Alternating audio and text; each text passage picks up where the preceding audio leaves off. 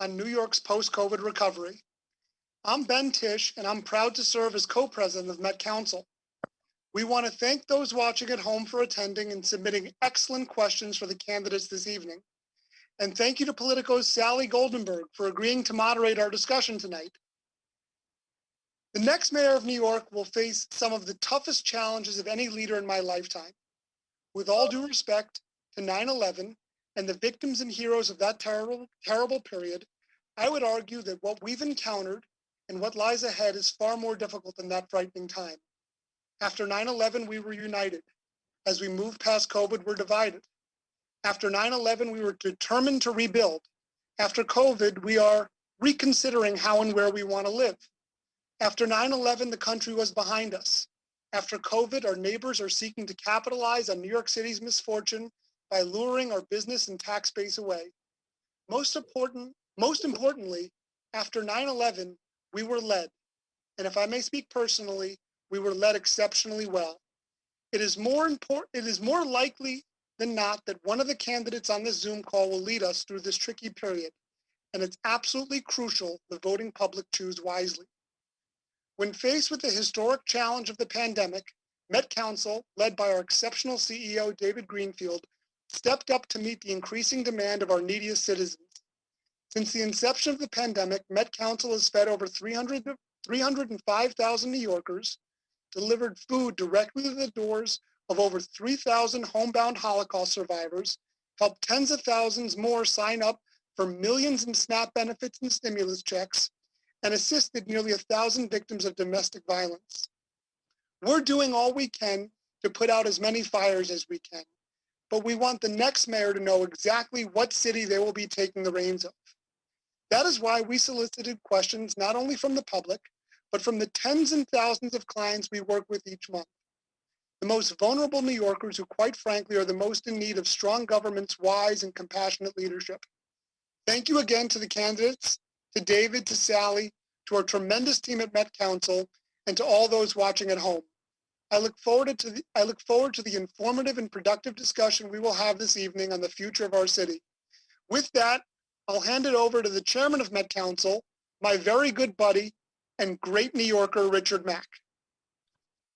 Thank you, Ben, for the kind words and introduction from one great New Yorker. That's high praise, so thank you for that.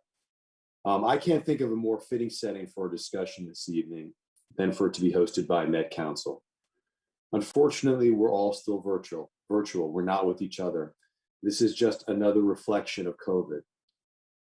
And I think it is also worth noting that during the most troubling times of COVID, Met Council has been there. They've been an indispensable New York City institution. The person that leads New York City out of this COVID-induced recession is likely here tonight and will be indispensable to fixing our city, which is still suffering and facing a lot of problems. But Met Council has shown that there are solutions when we all work together. Just ask the everyday New Yorkers who turn to Met Council for help. They know best what it needs to be healed, fixed, or completely remade. And we're going to need to remake this city whole again. Tonight, we've crowdsourced some of the questions from our clients and community. So I hope the candidates will hear their concerns and consider them with weight. They deserve as much as we march through the rest of this campaign.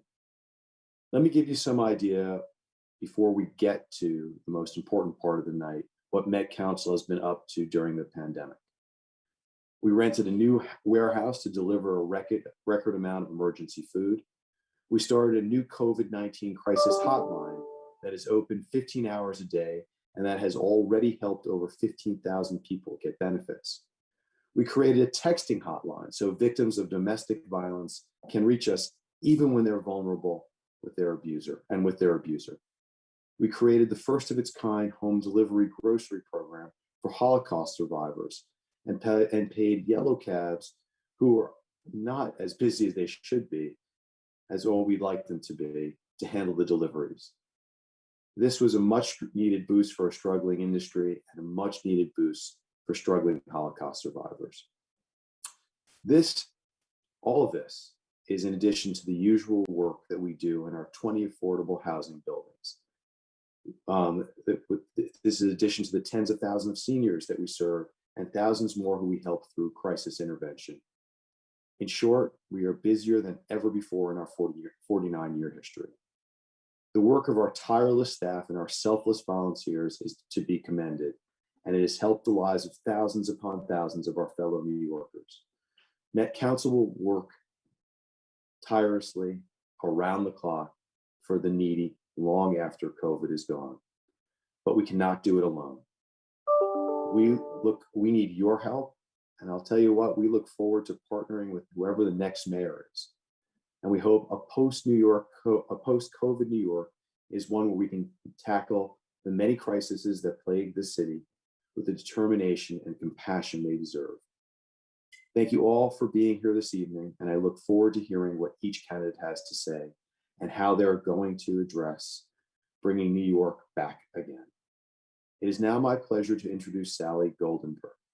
Sally is the City Hall Bureau Chief for Politico. Sally is one of the most acclaimed journalists in New York, and we are thrilled to have her moderating this Met Council Mayoral Forum this evening. I hope you all enjoy, and I'm sure we're all going to learn a lot. Sally, to you. Thank you. Thank you for that introduction, and welcome to everybody. My name is Sally Goldenberg. I'm the City Hall Bureau Chief for Politico New York. And thank you to our host for Met Council, CEO David Greenfield, who's sitting next to me, Board Chair Richard Mack, and Board Co-President Ben Tisch. The next mayor will preside over much of the COVID-19 recovery that we're going to be talking about tonight. So I want to thank all of the candidates for participating in this important forum so that we can really get to the bottom of their plans and policies. I'd also like to thank those viewing at home and the many New Yorkers and Met Council clients who submitted questions for the candidates that we will be going over tonight.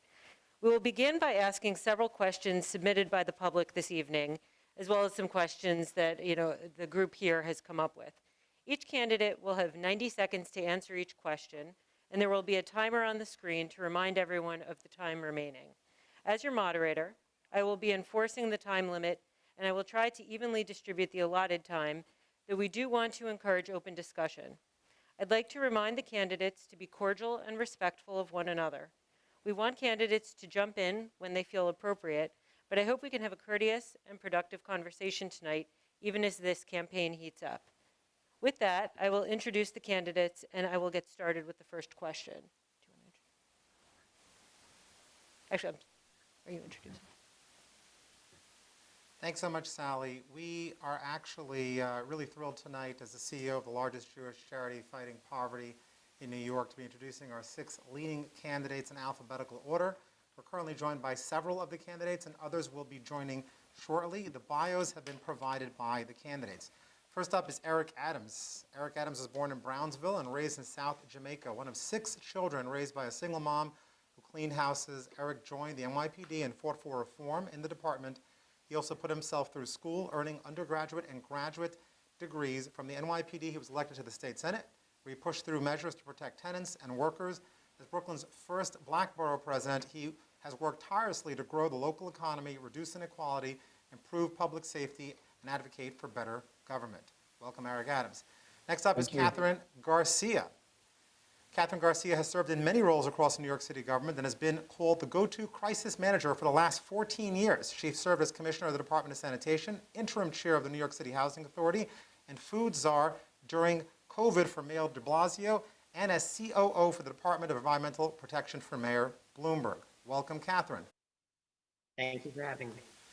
Next up is Scott Stringer. Scott Stringer is currently the New York City Comptroller in charge of managing the city's finances. Before that, he was Manhattan Borough President for 8 years and a New York State Assembly member for 13 years.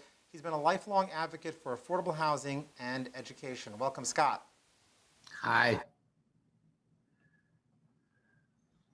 More folks joining us later is Andrew Yang. Andrew Yang is an entrepreneur, an author, philanthropist, and former 2020 presidential candidate.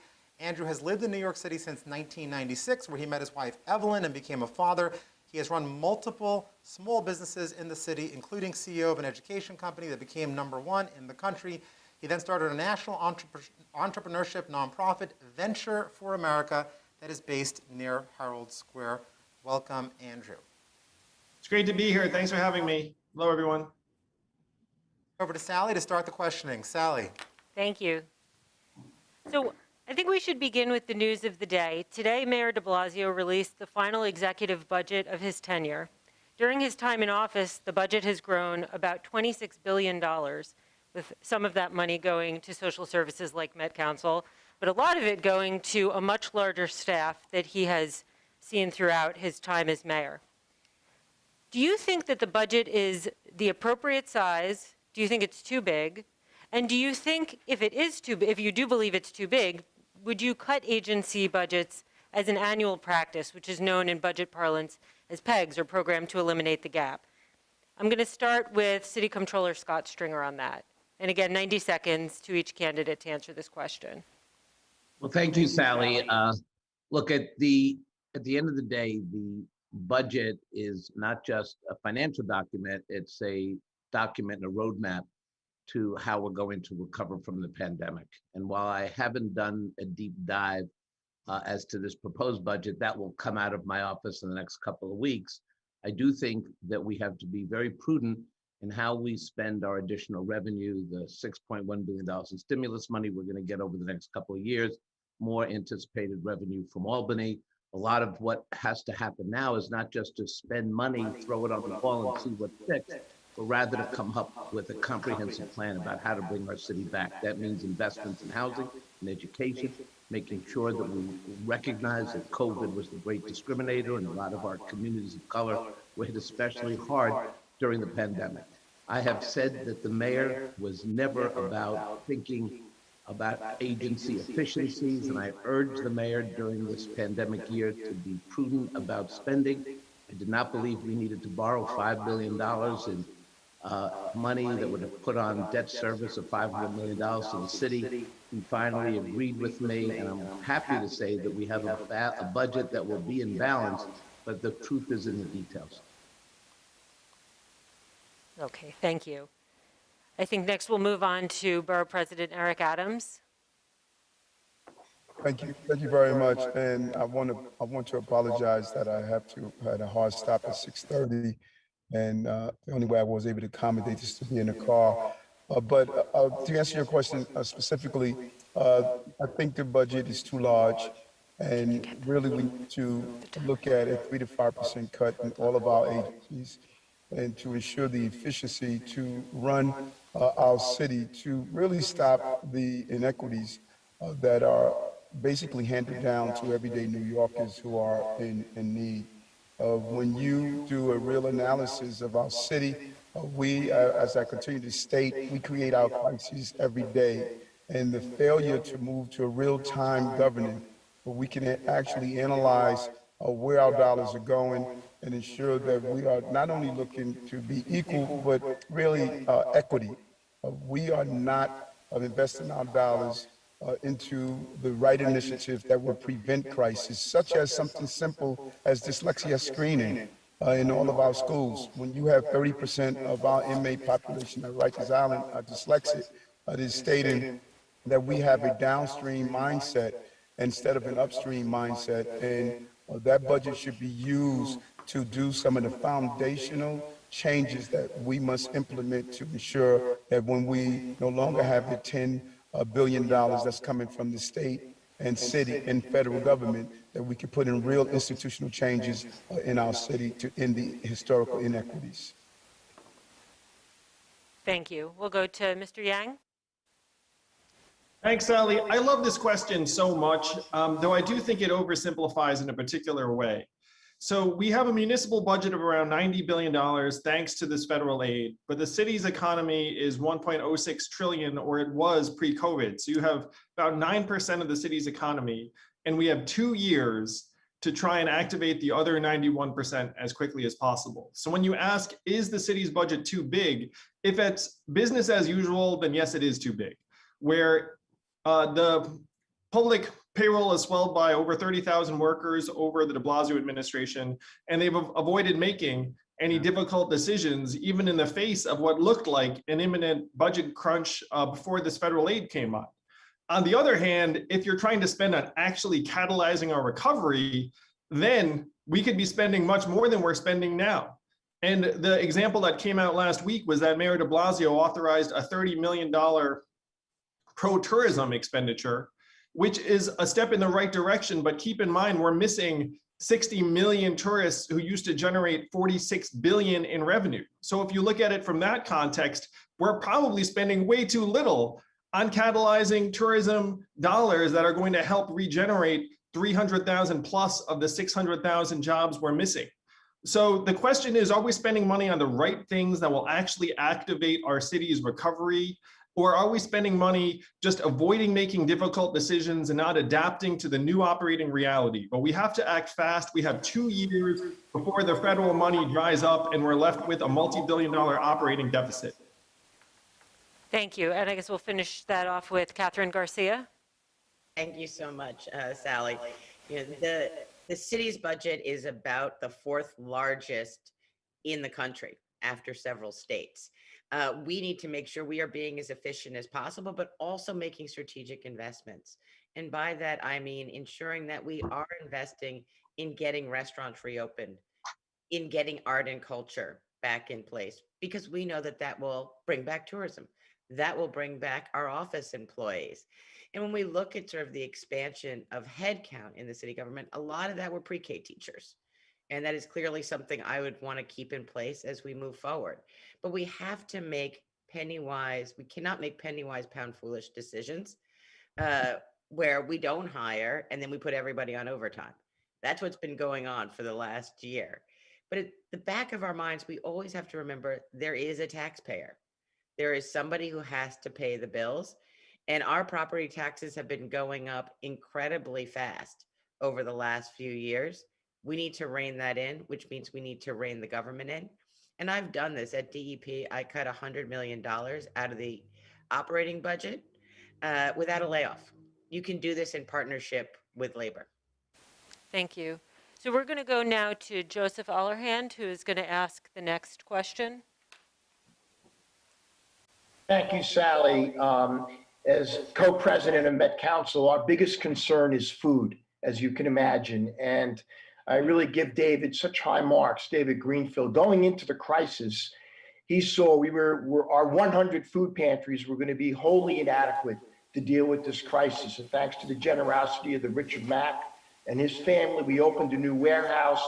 More importantly, we led the fight in Albany to get state money allocated to us, to Catholic charities, United Way, and we tripled the size of our food distribution. I'm worried that with the crisis hopefully coming to an end, people will forget that the food crisis is with us to stay. We're announcing a new campaign, No New Yorker Hungry.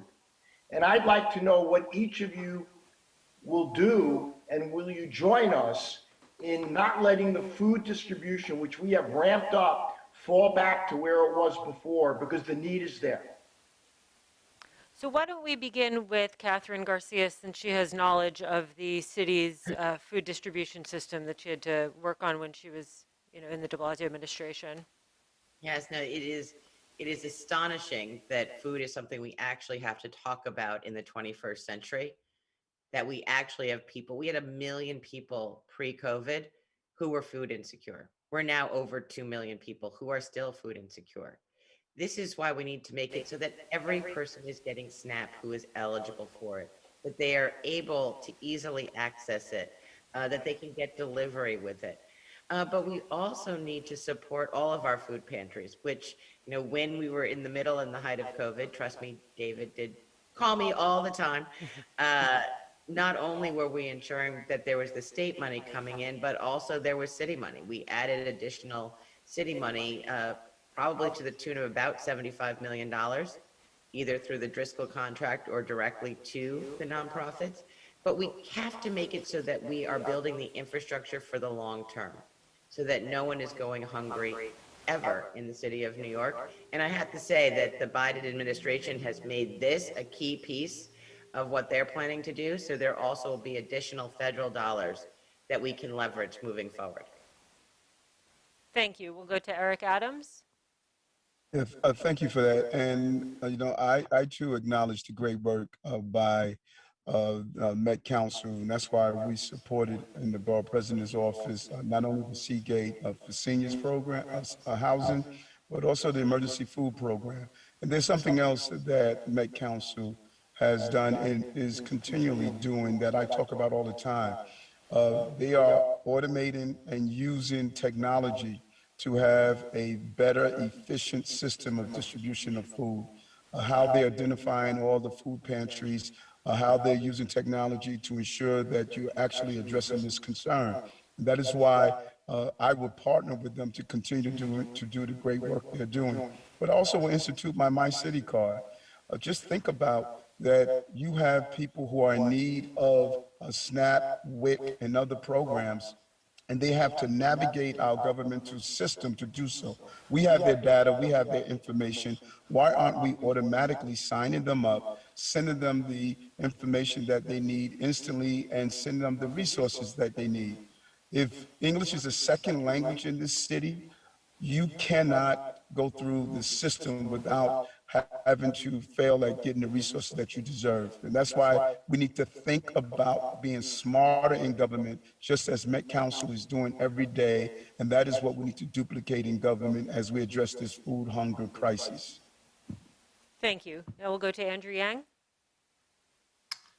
Met Council has certainly been leading on this, and you deserve so much credit for the work you're doing. The digital food pantry, in my mind, should be emulated and replicated throughout the city. There are at least 3 big things that we should be doing. The first is coordinating better among the 10 city agencies that purchase 230 meals a year.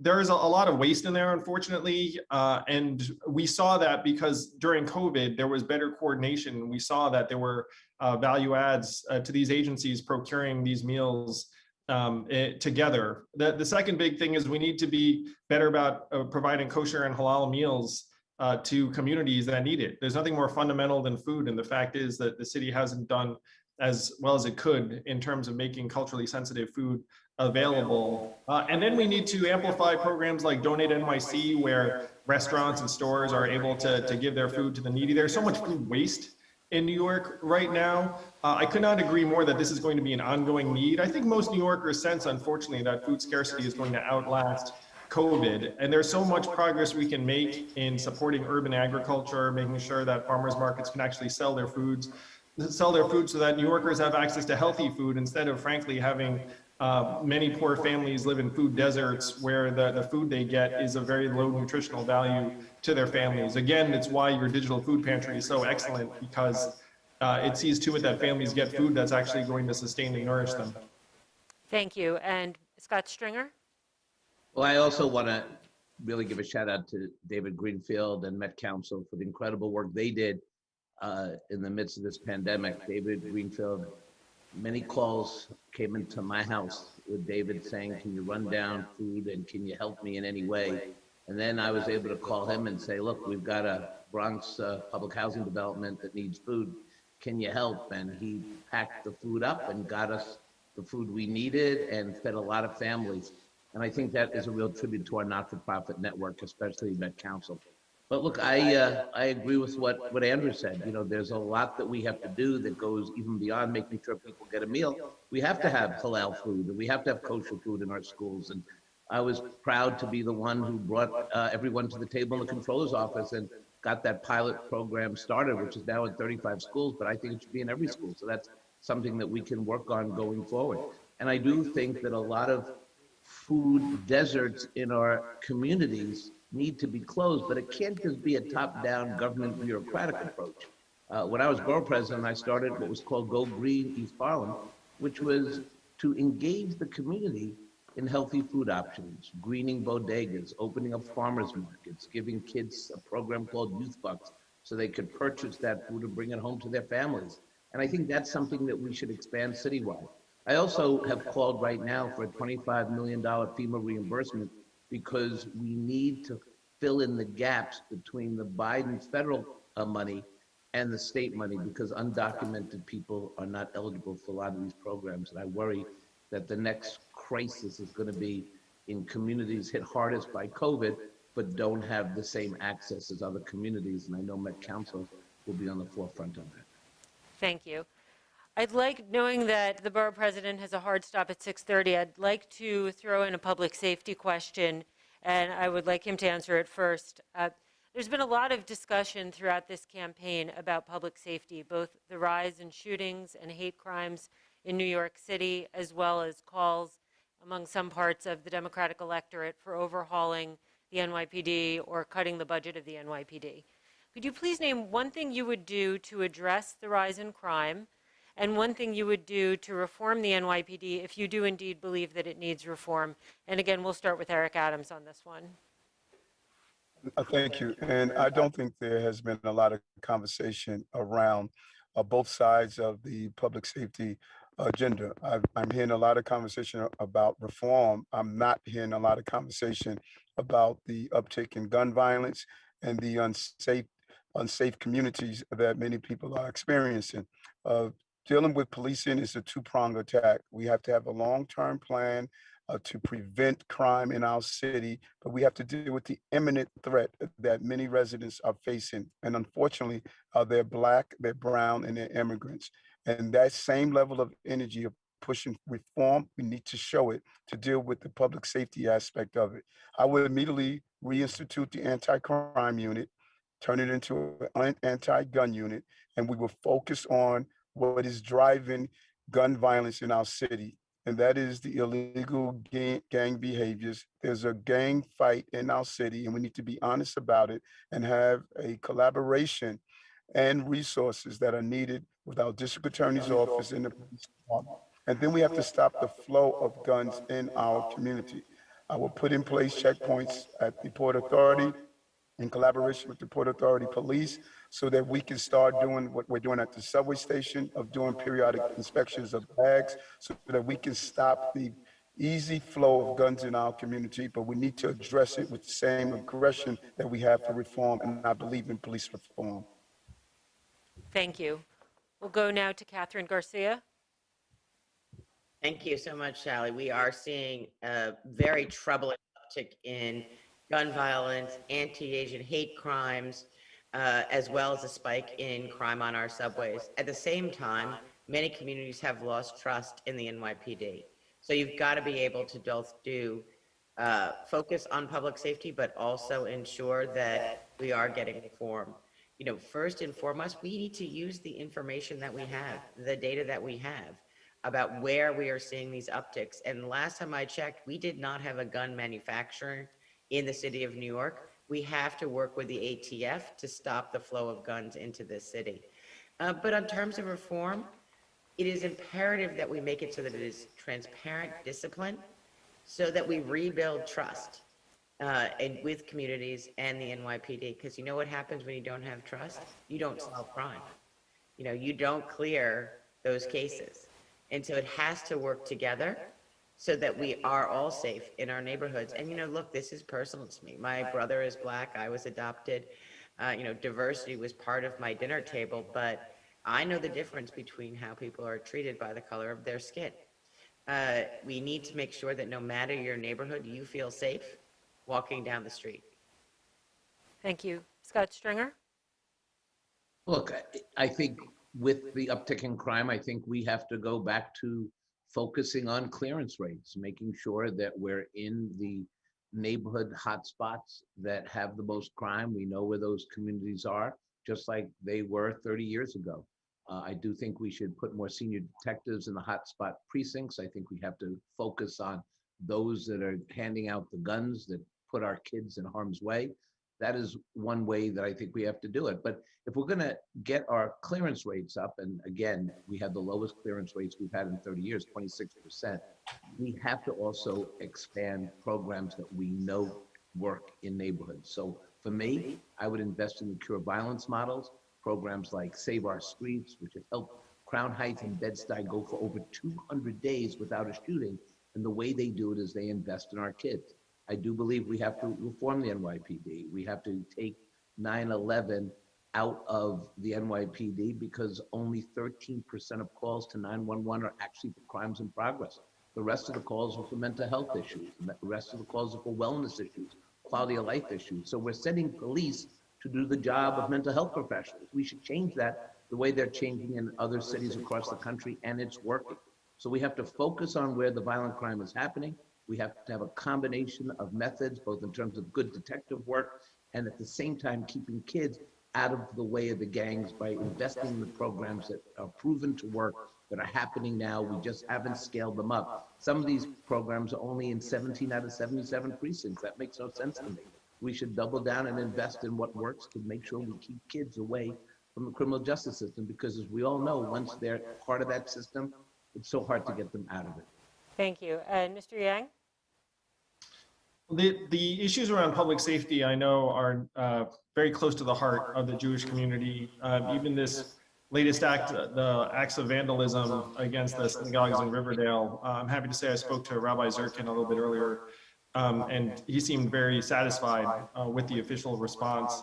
We all know that New Yorkers are feeling less and less safe on our streets and our neighborhoods. And here's one way that we can both improve the culture of the NYPD and make us safer, which is to have new police officers live in New York City.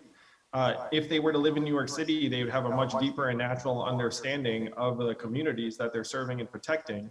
They'd also be living and commuting within the city, so you would have hundreds of off-duty police officers walking around, which I think would actually improve the atmosphere and sense of public safety in many environments.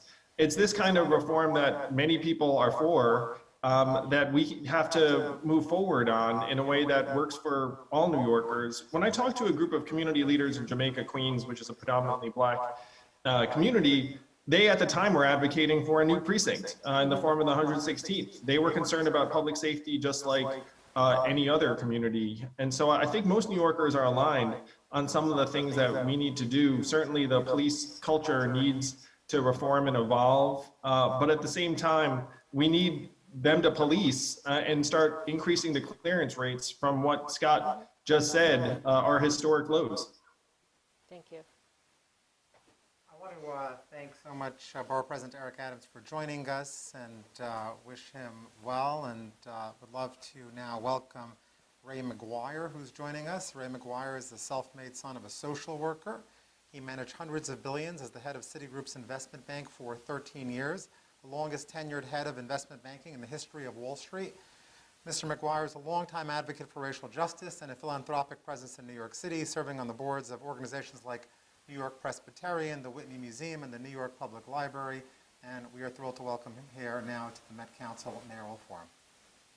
Thank you for having me. Thank you.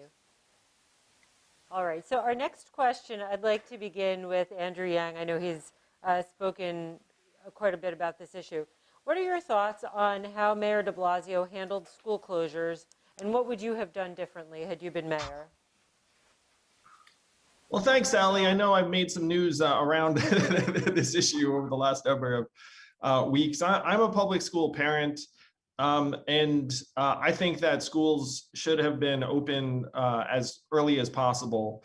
And that would have been my stance as mayor. And that's born of the data on a couple of levels. Number one, remote learning is not as good as in-person learning. The studies have shown that it's 30 to 70% less effective. And parents know this. I'm a parent that has seen my kids struggle with remote learning. It's just not as good. And you know who's suffering the most? Black and brown kids who can ill afford any missed time, let alone a full school year. Another data point, which I think is crucially important, 29% of New Yorkers don't have high-speed internet at home. So obviously they're not going to be learning a whole lot. And we know that's, again, disproportionately Black and brown families who didn't have the resources. So with that as a backdrop, we should have been fighting to open schools as soon as was feasible. And we can actually see that there are certain communities and certain private schools within New York City that have been open for longer than my kids' schools. My kids have been back in school for, I want to say, 2 weeks. And I'm so thankful because it's a lot better having them in school on multiple levels. They were a little bit nervous about going back, but they became very happy and acclimated very quickly. And I want to say that we have to make sure that that happens for families around the city, because far too many kids right now are still not in schools that are ostensibly open. And that, unfortunately, those choices are being made in different communities in different ways, where whites and Latinos are more likely to have their kids back in school than Blacks and Asians. So it just shows how much damage has been done, Sally. We need to try and undo that damage and get kids back into school as quickly as possible. Thank you. I'll pose that question to Ray McGuire. Listen, the system was broken before COVID. COVID has just exposed the systemic inequities that existed in our educational system. If I take if I take 10 fourth grade Black and brown kids, 2, maybe 3 can read. If I look at 3rd through 8th grade Black and brown kids, either the nation's report card or the state's report card, 80% are below proficient. So what COVID has done is exposed what is an outrageous situation that we have today. As mayor, I will transform education from an arbitrary pre-K to 12 commitment to making sure that we go from the cradle to the career. And I want to make sure that those kids get back in school. The impact, as has been said, has been disproportionate in a certain demographic here, but we've known this.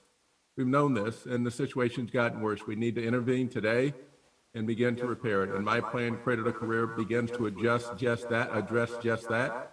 Pre-K is good, but we need to start before pre-K. And we need to make sure that our children have a fundamental skill set by the end of the 3rd grade to be able to read and do math, and then get exposed to different career opportunities so that when they graduate, they've had summer jobs, they have access to different career opportunities, and they're digitally and financially illiterate. It should not be the case today that 80% of the people at Rikers Island do not have a GED. If I take those between 18 and 24, 1/3 read at 5th grade level. This happened pre-COVID. It continues. We need to have intervention today, and we need to be outraged at the state of our educational system where a child's future is determined by her or his zip code. We need to change it. Thank you. Comptroller Stringer? You know, I was here during the pandemic and my children were on remote learning devices, and I'd be the first to tell you, I'm not a good remote learning teacher. Teachers are really special because they really know how to teach kids. And like a lot of parents, I struggled throughout the school year, my wife and I, but you know, we have a lot of privilege and we were able to get remote learning devices and every resource for our children. But the truth is that this administration failed the kids in public housing, no internet access, failed the kids in homeless shelters, no remote learning devices, failed the parents because there was no certainty as to what the rules of the road would be. And while it is easy when you're not in government, as Andrew has not been, to say schools should have opened, it was a lot more complicated than that. There was a lot of medical evidence that we were sifting through, trying to figure out how to open the school safely. Let's remember, a lot of teachers died. People in the school system passed away from COVID because there weren't adequate protections. And that doesn't mean that we don't go forward and try to open the schools. But for God's sakes, this was a tremendous moment in our city. And what I would say is that going forward, we need to have a mayor who understands the government, how to work with parents, work with teachers, work with principals to come up with a plan. Part of the mayor's challenges has been not listening to his own medical professionals and agencies. And I'm the first to give credit where credit is due. We have opened the schools. My little guy, Max, 7 years old, he went back to school today. Now I have about two kids back in school. More campaigning for me. But at the end, we have to think about going forward, how we're going to invest in mental health initiatives. That was part of the budgeting today that the mayor announced. I support that. We're going to have to make up the learning loss, massive tutoring for kids who are already behind. And so this is a very complicated moment for our kids, the most valued people we have, the people we're responsible for. And it is complicated. It's not easy. And we have to reopen and continue to reopen safely, but also understand the kids who are going to be most impacted by this. The kids, unfortunately, who are already behind. Thank you. And Kathryn Garcia? The reopening of the schools, it was sort of, don't you know that September comes every year, in September? And we were incredibly ill prepared for getting kids either remote learning devices or going on hybrid. We should have been planning starting back as soon as we closed. You know who did that? The Catholic schools did that. And they reopened in the fall with very clear guidance about how they would reopen to stay open. We should have made sure that the littlest kids were back in school earlier because the scientific evidence said that was actually safer than being out in pods that were mixing. We should have also, as we learned that the Teachers were able to get vaccinated, brought those classrooms back. You know why? Because our kids are not only suffering from an academic loss, they have been traumatized. It's not normal to spend your teenage years with your parents day in and day out. They are supposed to be interacting with their peers. And when we reopen in the fall, we need to make sure that we have art and music and sports and theater, so we are helping them readjust to the school setting as well as available mental health services. We know they've lost so much. It is imperative that we as government leaders do this going forward.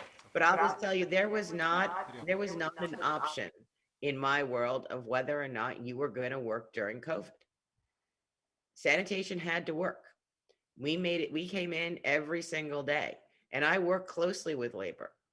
But every single day we came in and made sure that we got the garbage. And I tell you that one of the best stories was sometimes people aren't super enthralled with garbage trucks at night because they're loud. And she's like, I knew when you came and did the collections that everything was going to be okay.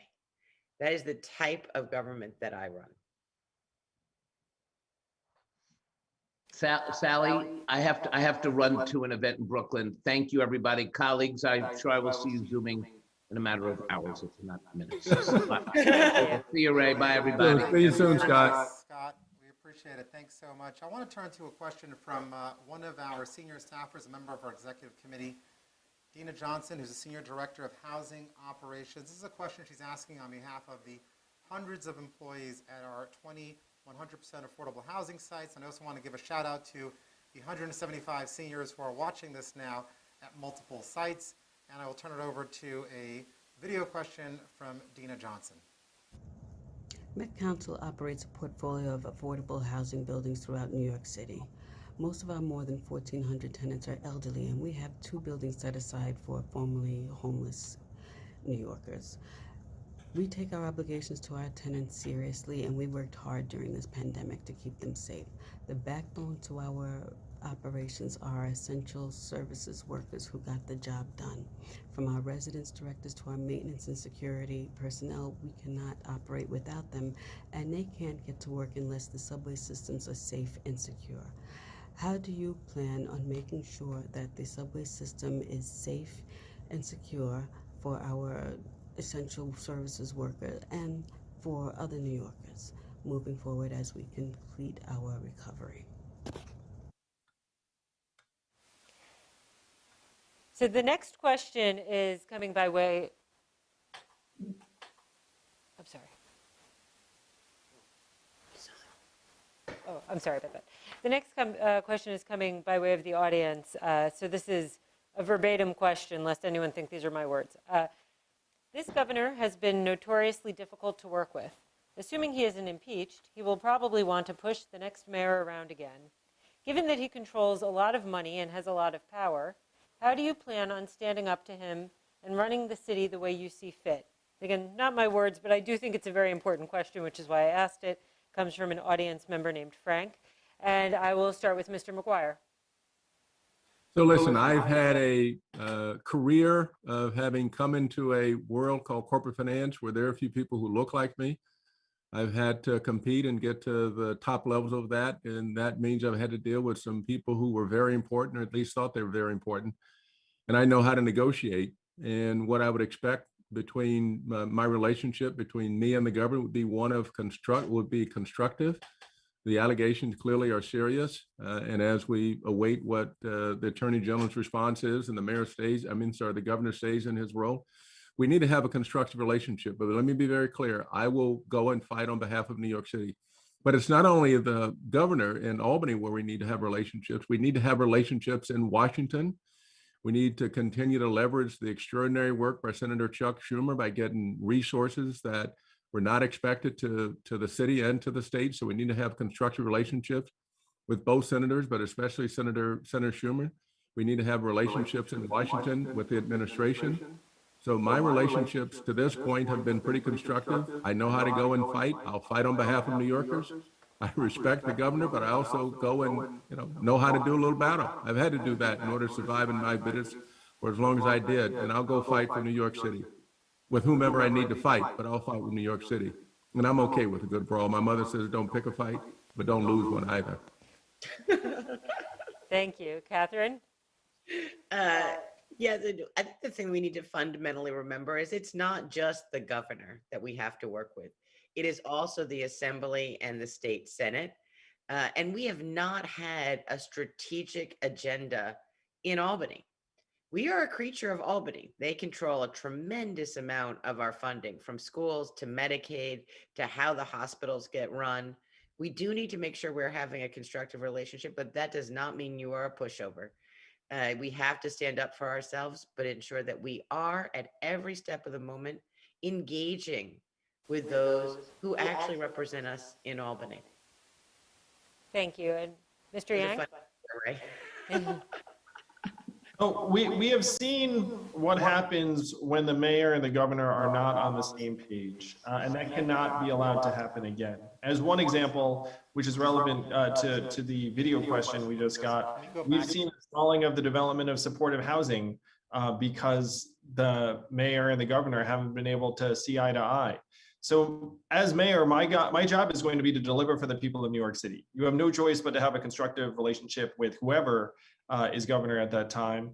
And I agree with Kathryn that we also have to be building the right kind of collaborative relationships with state assembly members and senators. Now, I'm going to tell a story that I think speaks to where we are. The fact is, we are the economic engine of the entire state. Our interests are largely aligned, and we have so much to offer, where there is a state legislator, Jeremy Cooney, is the head of the Commission on Cities. And if you think of the other cities in New York State, like they all very, very badly want some more of the energy and vitality and economic dynamism of New York City. So there's so much we can offer the rest of the state.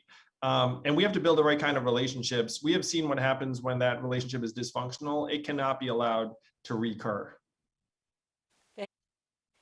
And Sally, just, I have to leave in about 7 minutes. We'll start with you on the next one. I just wanted to go back. I'm sorry, there was confusion on my end. I just wanted to go back to Dina's question about subway safety. And I guess the question is, how would you keep the subways safe for New Yorkers as people are coming out of the pandemic and starting to take more public transportation? And I will begin with Kathryn Garcia, since you have to leave in a few minutes. Yes, no, public safety on our subways is absolutely critical. We have seen an uptick in crime, but it is also the arteries that make our economy go. We don't work if we don't have public transit.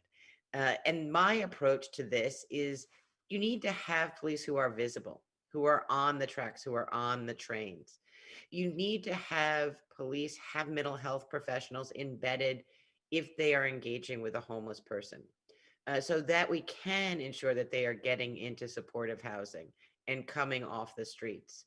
But at the end of the day, people have to feel safe. We cannot go back to the 1980s where you didn't ride the subway after 8 o'clock at night. That was my world. You always had a 20 in your back pocket and knew a car service number by heart. If we do not change this dynamic, we can't bring this economy back. The next mayor has to get it done. And I guess we'll say goodbye in case you have to leave while the next person is answering. And Bye, Kathryn.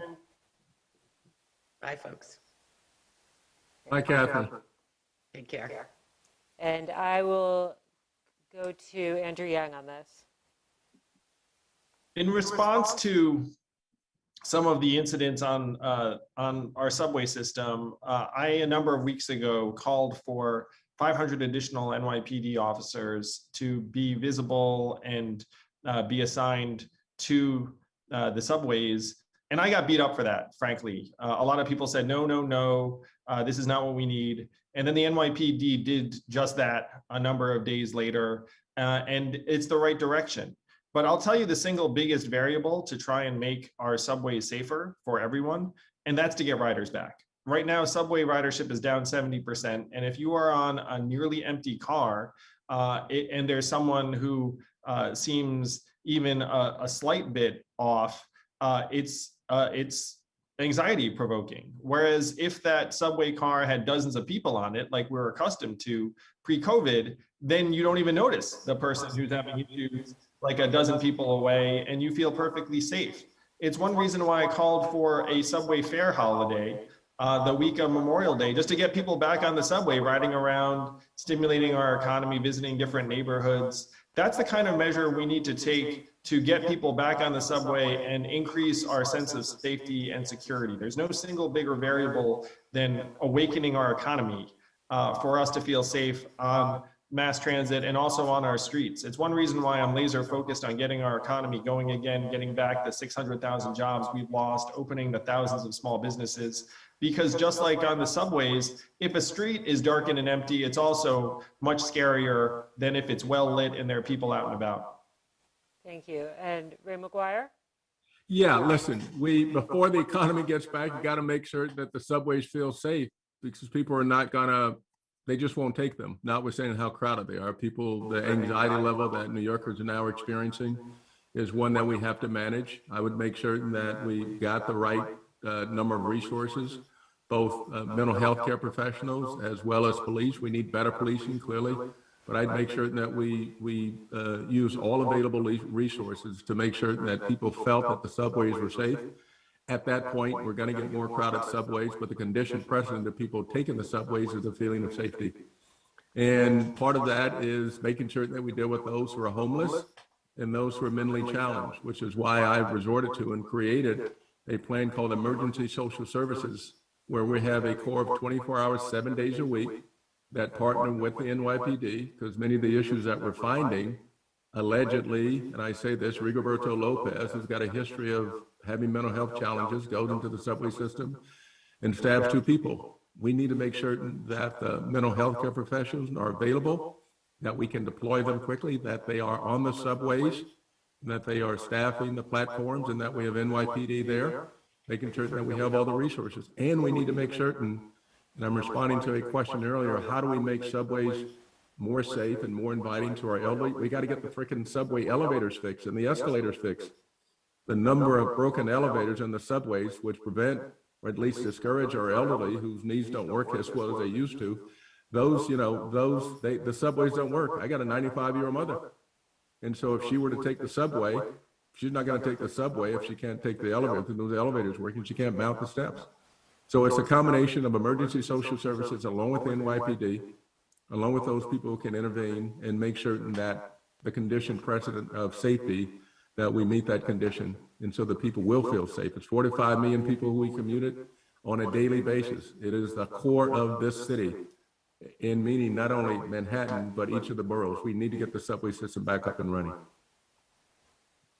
Thank you. I'd like to follow up on that with a question of my own. I know you've all answered this before, but for this audience, since we're talking about subway safety, and of course the subway is run by the governor, do you think the city should take over the subway system? Or if not, what do you think this is the right arrangement the way it's set up, or like what level of involvement and ownership should New York City government have of the subway system?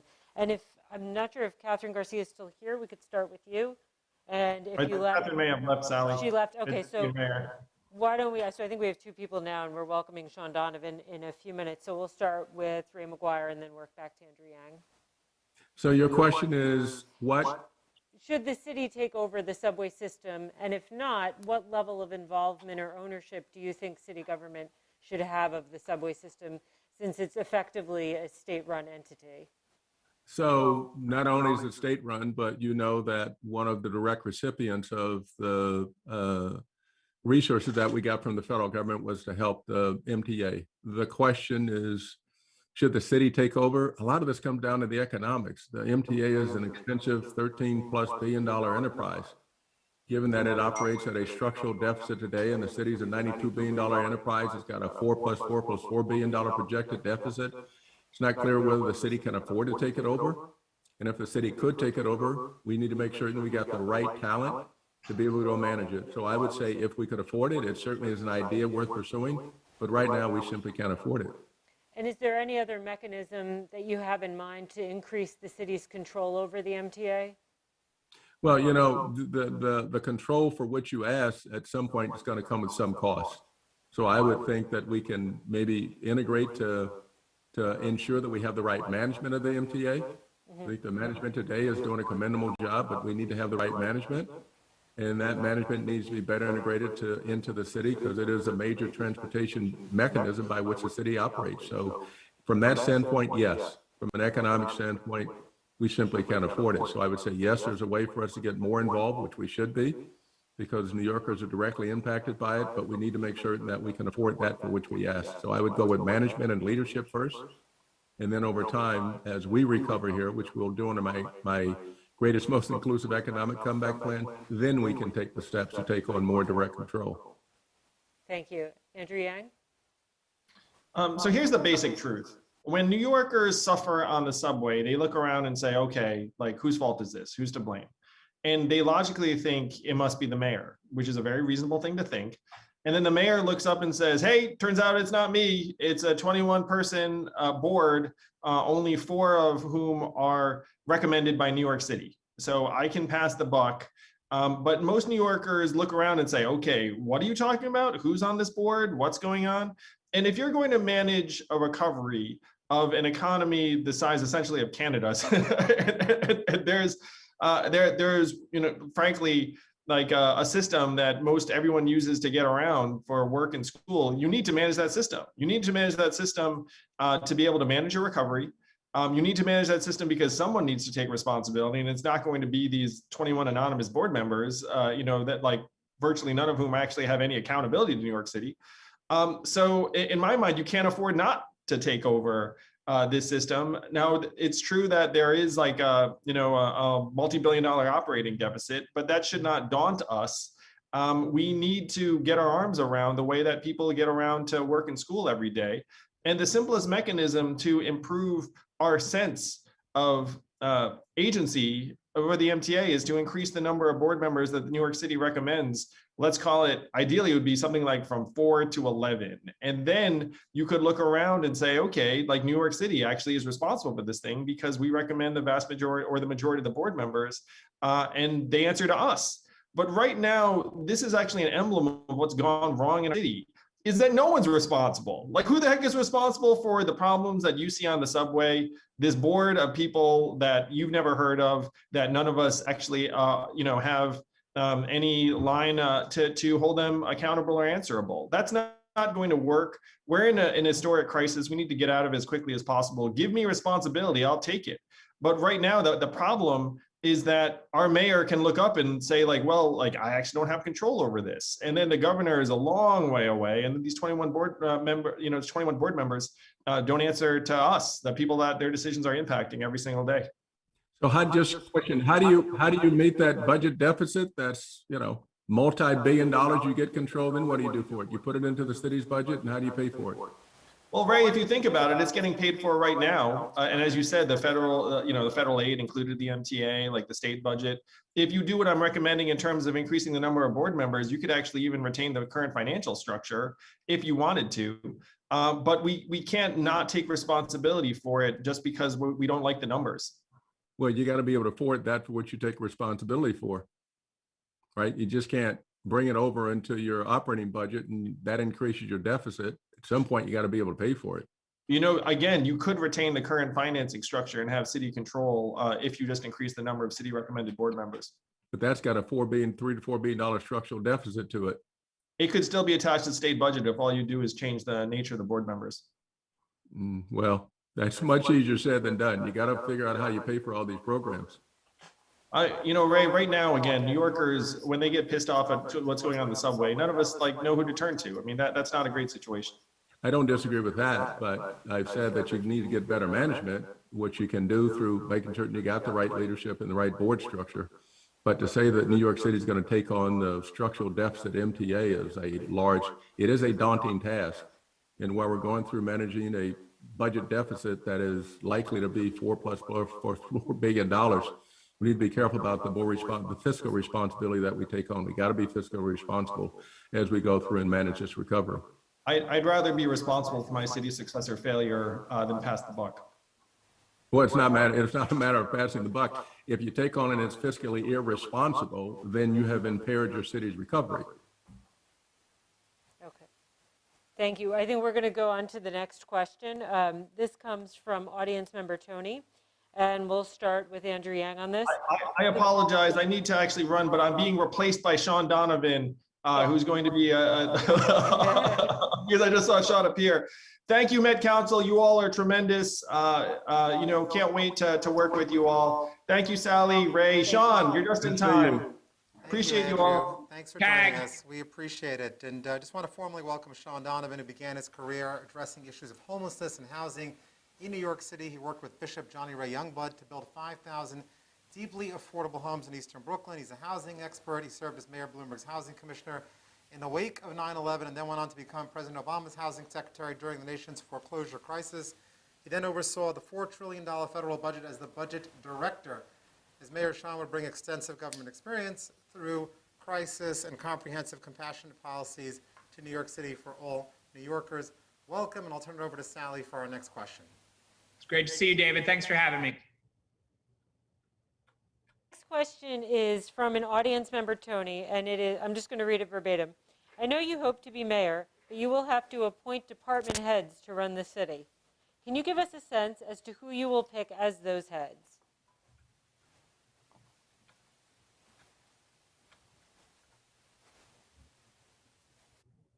Sally, who are you directing that? I'm sorry. We're starting with Shaun Donovan on that question. Thank you, Sally. It's great to see you. And what I would say on this question is that you don't have to take my word for it. I have led again and again through crisis. I've built teams again and again of people with deep expertise who have been able to solve big challenges, from homelessness to recovering from Sandy, to climate change, to poverty, to many, many issues. And for me, what that begins with is appointing people who bring deep personal history and experience in the issues. It includes creating a culture of both accountability and creativity. I have always believed that you have to manage what you believe in, your values you want to accomplish, and ensure that there is real accountability for everyone in government and the support they need to take risks, to try things, and to be innovative. And those are the teams that I built. It's both about the people and getting the very best people, but also about building a culture of innovation and accountability that ensures the best people can actually get big things done. And I'm proud not only of my own leadership, but to have been part of administrations under Mayor Bloomberg, under President Obama, that attracted the best and the brightest, the best talent, an incredibly diverse team, and got big things done. Okay, thank you. And I think the questioner was asking if you had any specific names. I know you didn't name anyone. Is there anyone you're looking at in particular for any agency? Honestly, Sally, I think it's too early to name specific people. It would require a full process and vetting, and I'm not prepared to do that at this point. Okay, thank you. And Mr. McGuire? Hi, Sally, you can call me Ray. I'm quite comfortable with that. I've been called a lot less, so thank you. Listen, I have a track record of having managed through the great financial crisis, and where the firm at which I was leading, in the business in which I was leading, we had to manage out of the financial crisis. And there we had to do, in many instances, we had to do less with more, and then we had to do everything with nothing. So I have a proven track record of having identified, attracted, and retained amongst the best and brightest that existed in the world of financial services. And in so doing, I had to have a vision, and I had to have a plan, and I had to identify those people who could execute on that vision. I would empower them. They could go and also build their own teams. But in so doing, we had to manage budgets, and we had to be accountable. And I've had to manage over 50 budgets. I was the longest standing person in my position of leadership in the history of Wall Street. I didn't say black. I said the longest standing in the history of Wall Street. And in so doing, making certain I had to retain the team. And in that retention, I think it is likely I've lost of my direct reports in the amount of time that I was there, maybe 2. maybe 2. So I have a proven track record of having identified the best talent, kept the best talent, managing through a crisis where the accountability was very simple. If you didn't meet the budget, you didn't stay. You didn't get compensated and your people didn't get compensated. We are what we measure, and our team knew that. We had to outline a vision, a strategic vision. We had to have a plan on which we executed.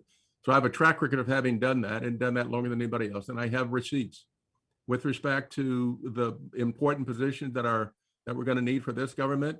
Based on that track record, you can expect that I've gone through and thought about a number of the people who could staff these important jobs, people who would reflect the values that I have. And those values are what's in the best interest of New York City. New York needs a leader in whom they can trust and whom they can believe, who's got a demonstrated track record of being accountable and attracting and retaining the best talent. I have that track record. Thanks so much. We are very proud of Met Council that among our 10 departments, we have a family violence department that is best in class and services over 1,000 victims of family violence a year. We've asked one of our clients volunteered to ask a question. We're not going to name her. We're not going to show her. We're just going to use your voice. So if you can please listen to this question and respond to one of our actual clients who's a victim of domestic violence. I'm a victim of domestic violence, but I refer to myself as a survivor because I don't like thinking of myself as a victim. But New York City's domestic violence system that saved me also treated me and made me feel like a victim. I felt re-victimized in how the government offices talked to me and needing to spend so much time and energy navigating the processes, including leaving the shelter and finding an apartment. I'm lucky that I have an amazing social worker from Met Council who gets me and is helping me heal and rebuild my life. Met Council helped me when I was most vulnerable and gave me something I didn't have, dignity. While their program is available to all New Yorkers, they're the only DV program in New York City that's culturally sensitive to those of us within the Jewish community. What has been particularly challenging for me and other DV survivors I met is transitioning into safe emergency and then into permanent housing. How do you plan to address this issue? Okay, so we'll start with Ray McGuire. Yeah, I am quite sensitive to what's been communicated here. My mother was a social worker, and so the instances of the kind of abuse that she had to manage through and care through, those instances were far too many. And at this day and age, given what's taken place in COVID, those incidents have increased. And the number of services that are necessary that are provided here by the Met Council is extraordinary, and they're so vital and they're so essential. We need to do whatever we can to invest, to make sure that we've identified the challenges, to make it safe for those who have experienced domestic violence, to find a place that is safety. Also to make certain that because we live in such a multicultural, multilingual world in New York City, to make sure that those safe places have language facilities so that they can treat those people who are the sufferers, who are not the victims, but who are the sufferers, at least temporarily, to this violence. Make sure that they have a place that's safe. We need to increase the number of safe spaces, and we need to get those who have suffered through out of shelters, because the shelters themselves are places of danger, and we need to admit that, and we need to address that, and get them into homes where they can have the dignity, where they can recover, and to the extent that they have children, safe homes for those children as well. We need to continue to do this, and the city needs to partner with organizations like Met Council to make sure that we have those facilities and those caretakers available, and to make sure that we have the resources necessary if the women want to work, to make sure they can work, to make sure they get the care as they recover and as they return to society in full gear and in full celebration of having recovered. Thank you. Shaun? Well, first I wanted to say thank you for your bravery, your courage in being a survivor, and for coming forward tonight to tell your story and to be part of this forum.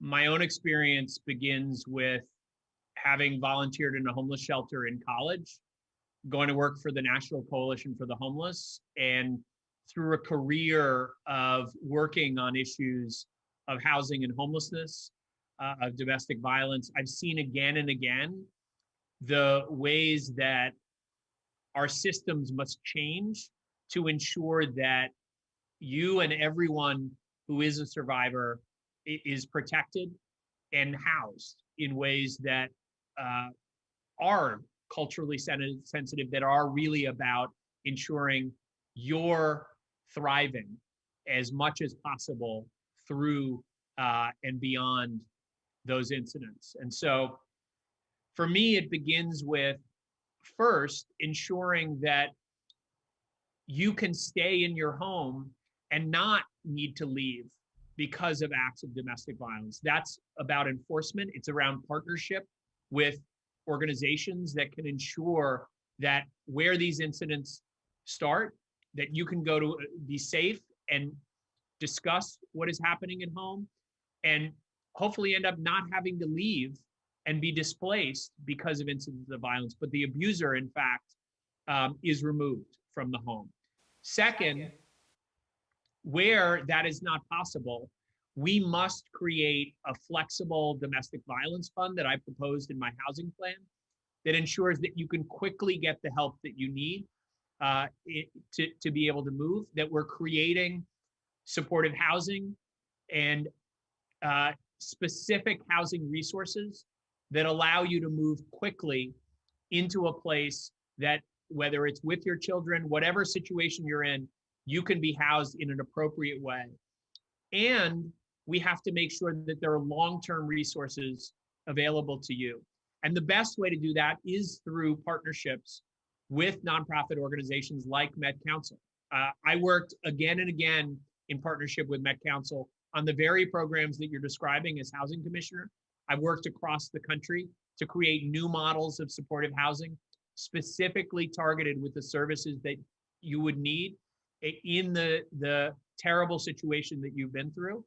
And we need to make sure that those partnerships are real, that we're treating our nonprofits like Met Council as the trusted partners that they are, paying them on time, creating contracting and other things that are flexible and really focused on results, not on process, and so many other things that really will allow us to grow our amazing network of nonprofits around the city into the partners that we deserve. And that's what I would do as Met.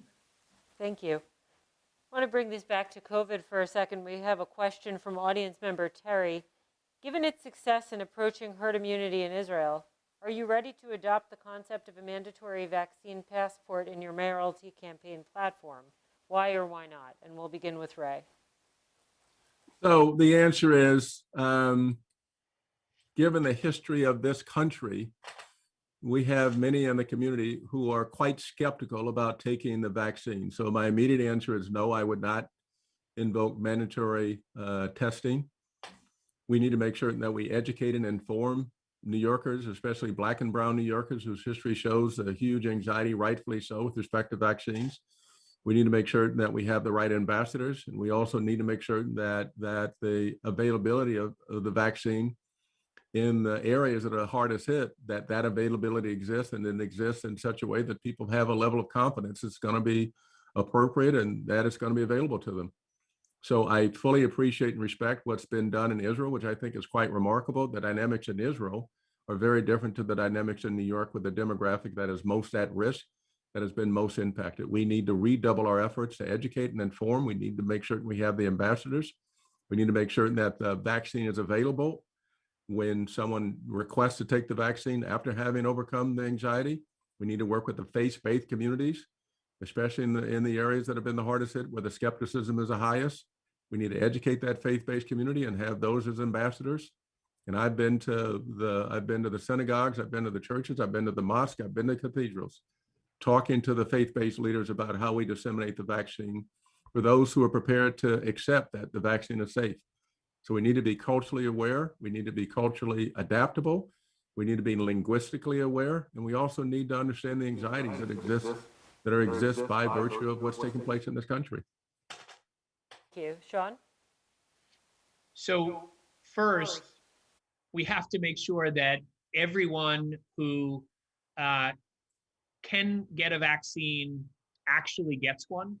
We need a mayor who has the deep partnerships with President Biden, Vice President Harris, with all the leaders in their administration to be able to ensure that New York City is getting its fair share of vaccines. And that's something that I had the unique experience working closely with President Biden, with Vice President Harris, with the administration, leaders in Congress to be able to do. Second, we need to make sure we have an actual plan to get vaccines into every community.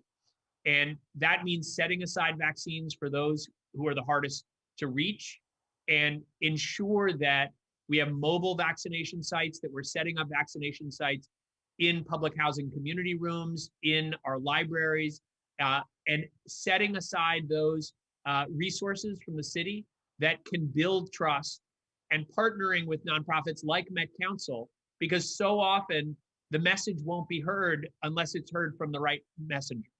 And so those partnerships are going to be incredibly important in building the trust that's needed to ensure as many people can get vaccinated as possible.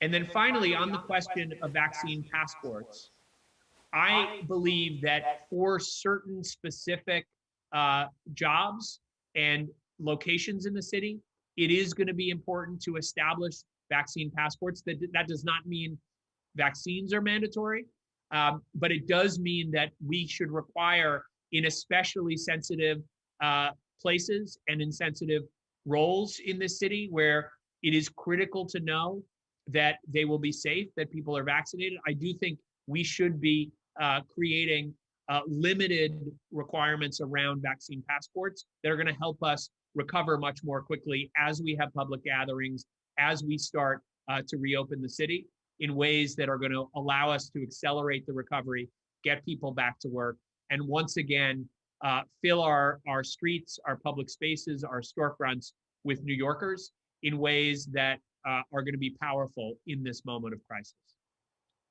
Thank you. So we have time for about 2 more questions. So I'm going to read a question from Susan. It is, what is the first particular issue you want to address as mayor? And she asks that you please limit this to 1 issue. And we will start with Ray. Economy. The economy, the largest, most inclusive economic comeback in the history of New York City. Go big, go small, go forward. 500,000 jobs. No jobs, no city, no jobs, no dignity, no economy, no city, no economic justice, no social justice. Got to be the economy.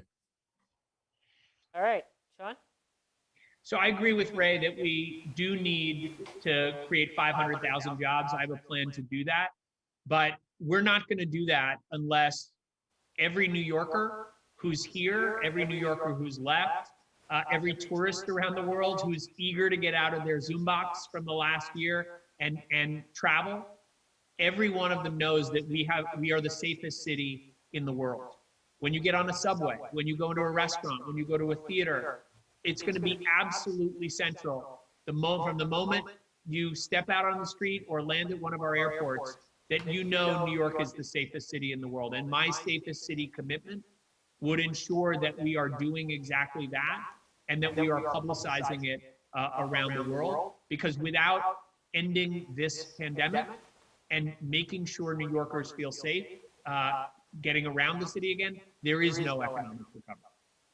All right, thank you. And last question, which New York political figure, past or present, do you most identify with or hope to emulate in style or ideology? I'll begin with Shaun. So I would say Mayor Fiorello LaGuardia. He led and transformed this city during the New Deal because he built a relationship with President Roosevelt, and he brought, at the moment of the New Deal, all of the resources, all of the investment that allowed us to transform this city. And that's what we need to do now. We are at a New Deal moment, a $2 trillion rescue plan that just passed in Congress that can ensure we keep New Yorkers in their homes, that we get vaccines, we make this a safe city, that we feed New Yorkers who are going without right now. All of that is possible with the right leadership and with a $2.3 trillion jobs plan that President Biden has just introduced. We have the potential to do much more, to bring this city into the 21st century in so many ways, to reimagine New York as a city that works for everyone. That's what I would do as mayor. And I would end just by saying one other thing that Fiorello LaGuardia used to say all the time. There is no Republican or Democratic way to take out the trash. We need a mayor who understands that not everything is ideological or political, who has actually been able again and again in government to solve crises in the way that I have, whether it's rebuilding this city in the wake of 9/11 as housing commissioner, whether it's rebuilding our country and our city in the wake of the worst housing crisis of our lifetimes, when Sandy hit our shores, asked by President Obama to lead the entire federal recovery, we built back better and stronger and safer. And when Ebola and then Zika hit, working side by side with Dr. Fauci, all our military leaders, President Obama, and then Vice President Biden, to ensure that emerging global health threats didn't become pandemics that cost more than 30,000 of our neighbors their lives. That's the leadership I've provided. I know that government has to work for New Yorkers, and I can make it work because of my experience, just like Fiorella LaGuardia did. Thank you. And we'll finish with Ray answering this question. Is that New York political figure, did you say? Yeah, and which New York political figure, past or present, do you most identify with or hope to emulate in style and ideology? You know, I would say there's probably a combination, if you allow me to be creative here. It would be a combination of Michael Bloomberg and David Dinkins. This city is broke, it's broken and divided. The combination of the two would recognize the beautiful mosaic that is this city, which is divided. This city cannot stand and go forward with it being divided as it is today. And that divide is taking place digitally, it's taking place religiously, it's taking place racially. This city simply cannot divide. As the scripture tells us, and as the president once told us, a nation now a city divided cannot stand.